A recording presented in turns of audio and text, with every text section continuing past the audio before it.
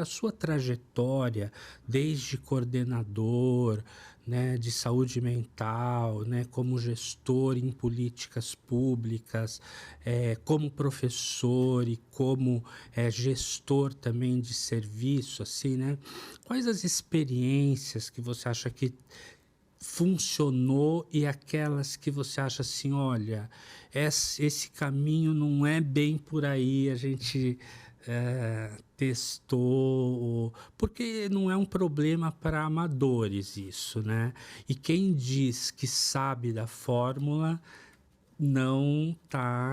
sabe direito do tamanho do problema, né? Então é um desafio para a gente, para os governos, para todo mundo, né? Sem dúvida, esse é um cenário extremamente desafiador, né? O cenário de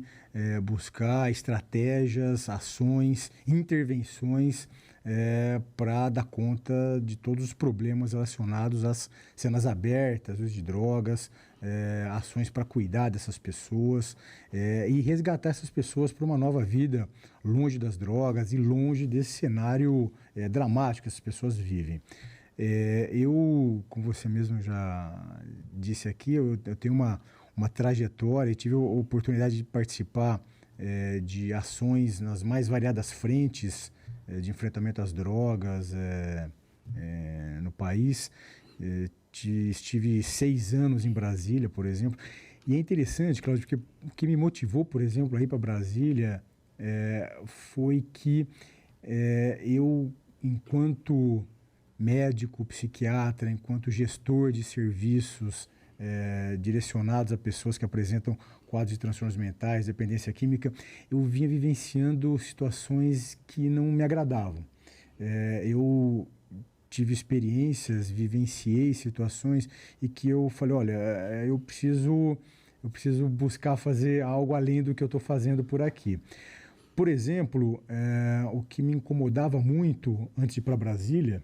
era que eu enxergava situações em que as pessoas que apresentam transtornos mentais, dependência química, essas pessoas não encontravam tratamento que estivessem de acordo com as suas reais necessidades. Infelizmente, o que nós vimos tendo durante bastante tempo aqui no Brasil, Cláudio, é que nós vimos sendo políticas públicas direcionadas e norteadas por questões ideológicas muito fortes, pouco baseadas em questões técnicas, científicas, e que por isso não davam o tratamento, não ofertavam assistência de maneira apropriada aos pacientes. Por exemplo,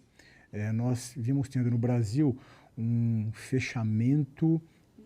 de leitos psiquiátricos de uma maneira muito contundente, e o que acabava acontecendo era que pessoas que estavam em situação de risco e que precisavam de tratamento em regime protegido não encontravam. Eu, por exemplo, fui diretor de alguns serviços de saúde mental aqui em São Paulo, antes de ir para Brasília, serviços esses ligados à Faculdade de Medicina da Santa Casa, ligados à Unifesp, Universidade Federal de São Paulo, a SPDM, e eu enxergava essa situação. E aí eu falei, caramba, não é possível que nós, no Brasil, vamos continuar tendo essa desassistência, não porque nós não temos condições, não porque nós não temos recurso para ofertar algo melhor para os pacientes, mas sim porque nós vimos tendo uma política pública baseada em questões ideológicas. Então, acho que uma das primeiras questões que eu já queria trazer aqui para a nossa conversa é que nós não podemos mais aceitar no Brasil que políticas públicas, que oferta de cuidado às pessoas que apresentam transtornos mentais de dependência química não sejam baseadas, norteadas por questões técnicas, por questões científicas e sim por questões ideológicas. E quando eu fui para Brasília, basicamente o que eu busquei fazer foi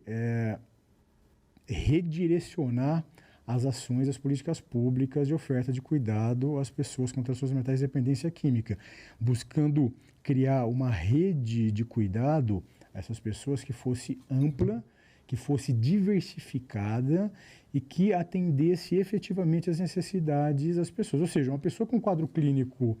mais leve, de mais fácil manejo, de menor complexidade, sim, essa pessoa precisa e deve ter acesso a serviços de cuidado de base comunitária, ambulatórios, CAPs. Entretanto, pessoas com quadros clínicos mais graves, que estão em situação de risco ou colocando outras pessoas em risco, essas pessoas sim precisam receber tratamento em regime protegido, serviços de qualidade, mas que estejam disponíveis para essas pessoas. Não cabe mais aqui a gente falar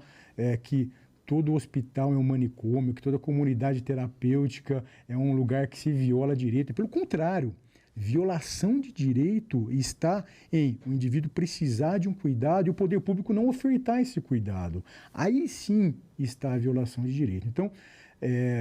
resumindo aqui, nessa frente de assistência, de cuidado, que é onde nós dois militamos bastante, já há bastante tempo, acho que uma questão muito importante, né, é a gente se basear cada vez mais em questões técnicas e menos em questões ideológicas. E esse daí talvez seja o grande caminho para a gente seguir nesse enfrentamento ao problema das drogas e da Cracolândia, nessa frente de tratamento.